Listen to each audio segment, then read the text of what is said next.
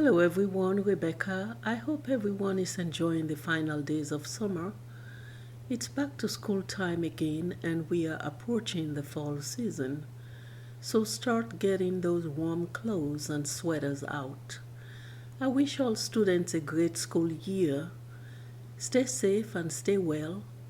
We are in constant prayers for our educational systems everywhere. I love to encourage people to stay safe because we are still dealing with the viruses as well as new health threats. My video subject today is physical health and wellness, so let's get right into it. It's a long one, but I've highlighted 7 vital systems that I'll talk about in this video. Physical health and wellness do not only involve playing sports or going to the gym. We want to be able to get up every day, go to work or school, do some recreational activities, shopping, and just feel good and well. We want to avoid headaches, pain, or any illness that will cause us to be in bed at home sick or must be hospitalized. Well, I'm going to briefly share what I learned from watching the first series of an interesting documentary which is about us, the human body, and how vital systems are connected and work together to be physically healthy and stay well. Emphasis was placed on how the different systems operate and are connected during physical exercises. It's a long documentary, but I will only highlight these 7 areas in this video. This is my insight and summary that I took away from listening to the narrative of the human body and how organs are connected and work together. This explanation is not the exact narration, but I took good notes so that I can share it with you. To start, I'm going to share 7 vital systems of the human body that I found to be fascinating to learn about as they relate to my subject of physical health and wellness.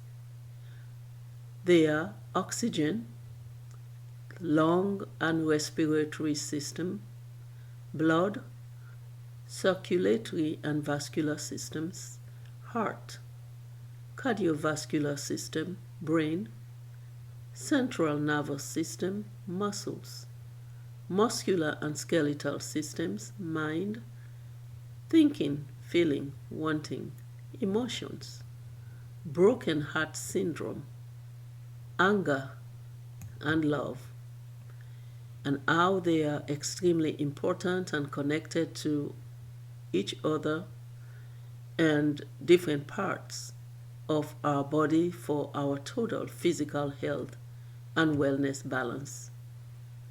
The bodily structure of humans involves more than just running, walking, jogging, drinking fluid, playing sports, and having routine checkups to maintain a well-balanced body. The documentary laid out these 7 important systems and many other ones so nicely. I was impressed by how our organs are connected and the important part they play in our physical health and wellness that we sometimes don't stop and think about when we are well. So let's begin. This video summarizes what I learned from the documentary.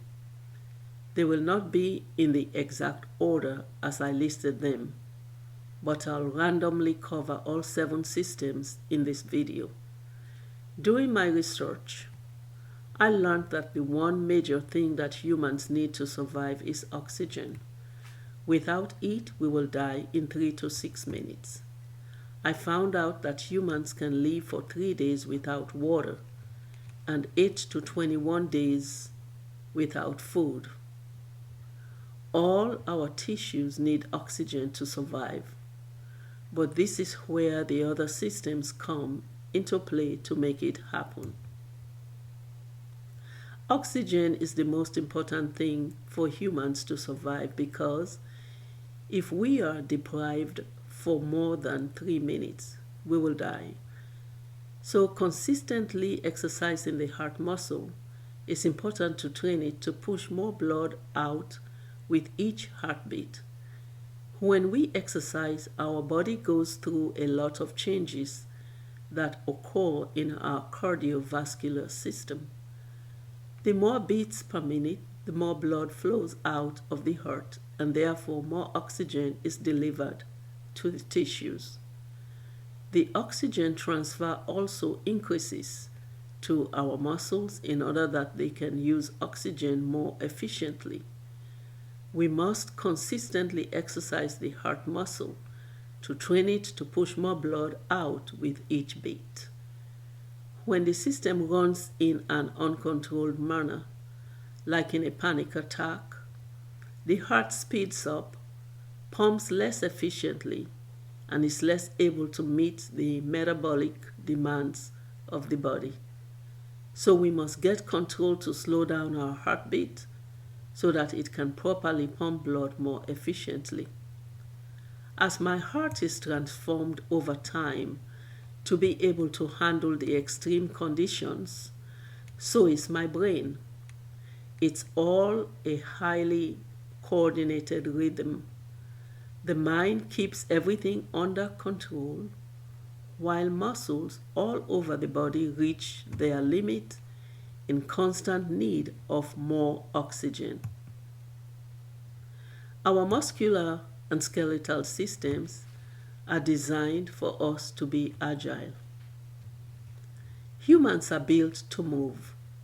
Not only does our circulatory system allow us to move, but it also only works properly if we are moving.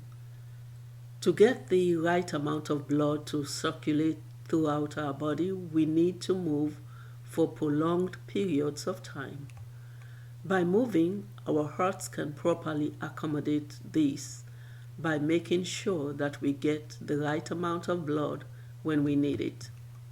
In our modern time, life doesn't involve the activities that our ancestors were involved in. They were farmers and worked to many places. But today, some of our jobs are stationary, such as office jobs or desk jobs, where we sit for 8, 10, or more hours daily. We have moved from farms to cities and now onto internet and social media. We are constantly encouraged to exercise. In fact, one piece of good advice when traveling is that we cannot sit still in a plane for too long to avoid blood clots that can start in one part of our body and travel to vital organs like the heart, lung, or brain, which can cause a heart attack or a stroke. So, we can be going to the gym, running, jogging, and trying all kinds of exercises after work. But as I said earlier, the damage can creep up on us silently, especially when we sit for prolonged periods of time at work, behind the desk, or when driving a vehicle long distance. Drivers of public transportation sit for a long time in traffic, and especially when in a traffic jam, because they can't get up and move. They must sit and wait for traffic to start moving again. Simply taking a walk is one of the best exercises that we can train our bodies to do daily. Walking or stair climbing, according to my doctor, are weight-bearing exercises that I can do for bone health. Consistently exercising the heart muscle trains it to push more blood out with each beat. For my heart to perform well daily, I need to train it to pump blood as dynamically as possible. So how can I train it? The heart obviously speeds up during exercise. During exercise, our hearts beat more per minute, permitting more blood flow out of the heart. Therefore, more oxygen is delivered to the tissues. Let's talk about how exercise or moving our bodies affect our mind. When the system runs into a chaos like stress, panic attacks, and fears, the heart beats fast, pumps less efficiently, and is less able to meet the metabolic demands of the body. So if I'm in a fight or flight response, I would have to get control of that response to slow down my heartbeat and enable my heart to feel properly and pump blood more efficiently. This is where our mind comes into play. We must train our minds to think fast and make good decisions or judgments. For example, climbing a tall tree or building is as much mental as it is physical. Therefore, as my heart is transformed over time to be able to handle extreme conditions, so has my brain. It's like a great coordinated choreography between the organs. The mind keeps everything in check, while muscles all over the body reach their limit in constant need of more oxygen. Let's talk about muscles. When you tighten your leg muscles, they propel blood upwards, but this only works if the muscles are active. Think about sitting for a prolonged period. Your leg muscles are inactive, so they can't push blood back to the heart with force because they are weak, and that can lead to major problems. For example, sitting behind a desk in front of a computer, watching TV or driving and cruising through traffic with no issue. The heart is beating at a slow pace, causing the heart rate to slow down. Therefore, more blood is not thrown into the body. You are inactive when you are not moving a lot, like sitting in traffic, behind a desk, in front of a computer, watching TV, and even being still when we are concentrating too much on our cell phones and texting. Unfortunately, today, this is how we socialize with each other, and the pandemic and other health issues have also made it difficult to socialize freely as we were before. Humans are social animals. We navigate the world around us through social relationships. This is something that is reflected in our biology. The brain and the heart are connected by one part of the autonomic nervous system, a pair of nerves called the vagus nerves that run up both sides of our neck. They carry information between internal organs and the brain, including the heart. It controls mood, emotions, immune response, digestion, and heart rate. Positive social interactions light up the vagus nerve in the heart. Therefore, the way we interact and relate with each other is constantly shaping our families and communities and our entire world.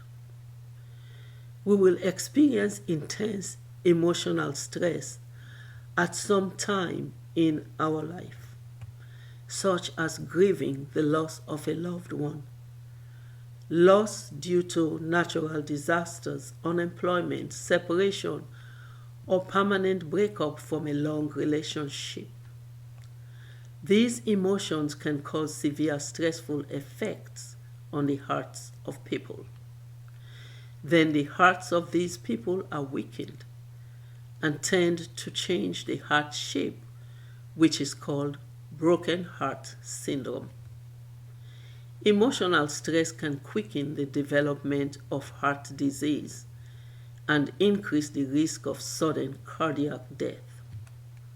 But through prayer and faith, we can ask God, who has the power to heal broken hearts. The Lord is near to the brokenhearted and saves those who are crushed in spirit. Oxytocin is often called the love hormone, cuddle, or bonding chemical. According to some research, it has a positive impact on the complex social behavior of humans, such as relaxation, trust, and psychological stability. Think about when you see a long-lost friend or parents after a long separation from them, like when I saw my mother again after leaving home for many years, or the feeling you get when you hug, laugh, have fun, and socialize with a good friend. That feeling comes as a rush of oxytocin. Just like fear can make your heart beat, the oxytocin released by a friendly hug or touch can put your heart at rest. Random acts of kindness make people happy, which can make you feel happy too. Receptors on cardiac cells detect its presence and your heart rate slows. It also helps reduce inflammation in blood vessels. So, it can have a healing power or effect on stress in many areas of the body. Even short interactions can stimulate a feeling of peace and relaxation. Recent research has found out that oxytocin has a downside too, but more research is ongoing to fully understand these implications. But lack of love can be damaging, and the presence of love is beneficial for the heart. Love is patient, love is kind. It does not envy, it does not boast. It is not proud, it does not dishonor others. It is not self-seeking, it is not easily angered. It keeps no record of wrongs.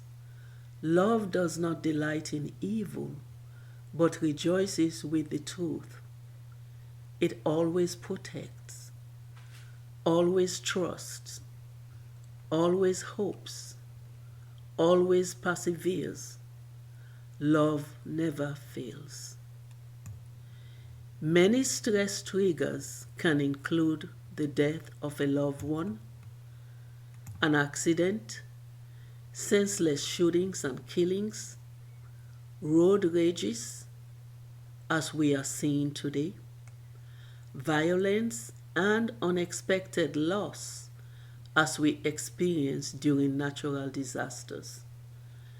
Usually, after feeling severe stress, these experiences can cause sudden illness with symptoms of chest pain, shortness of breath, or even unconsciousness. They are like symptoms of a heart attack. The same regions in the brain that regulates your heartbeat have been linked to emotional conditions like depression. So, after a fear or panic attack, anxiety, or any of the stress triggers quiet down and our emotional state returns to normal, the heart can also return to normal. Therefore, it's important to learn how to change our thoughts from negative to positive when we encounter a negative situation or anger and unforgiveness in our hearts. It's all in the game of being physically healthy and well. Paul says, "In your anger, do not sin. Do not let the sun go down while you are still angry, and do not give the devil a foothold." What he is saying here is that we can get angry because anger is natural, it's a natural human emotion. And we need to learn how to control or manage it.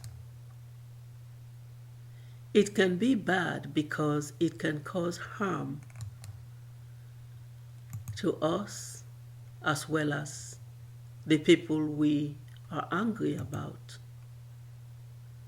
So when we feel angry, the result of it is up to us and how we deal with it. I don't want to leave without reminding all of us about these important things that we do every day.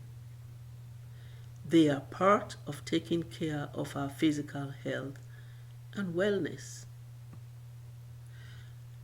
I would like to end my video by briefly talking about the dangers and effects of the things we eat, drink, and inhale into our bodies. I must eat the right and healthy diet to be well. Therefore, it's up to us to take care of ourselves and choose wisely what we put in our bodies. The one who eats everything must not treat with contempt the one who does not. And the one who does not eat everything must not judge the one who does, for God has accepted them. Who are you to judge someone else's servant?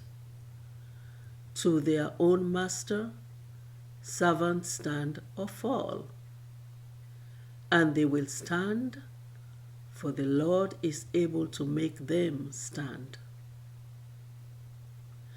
Smoking increases the formation of plaque in blood vessels, but putting an end to smoking will improve your health and in time reverse the damage. Drinking alcohol at an elevated level can cause a constant increase in your blood pressure. We must always be alert because we live in a world where evil things are happening suddenly and constantly. Be alert and of sober mind. Your enemy, the devil, prowls around like a roaring lion, looking for someone to devour. Chronic heavy alcohol consumption and smoking can cause brain damage. Frequent or continuous elevated blood pressure is called hypertension. It is one of the most important risk factors for having a heart attack or a stroke.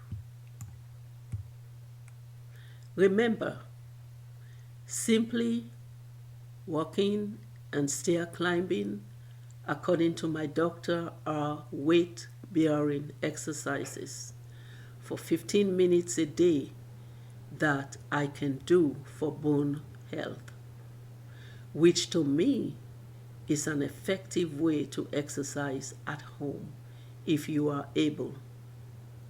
But if I climb up, I must come down. Isaac Newton's quote, what goes up must come down. Thanks for watching. Don't forget to subscribe. Until my next video, the topic will be family, God's will.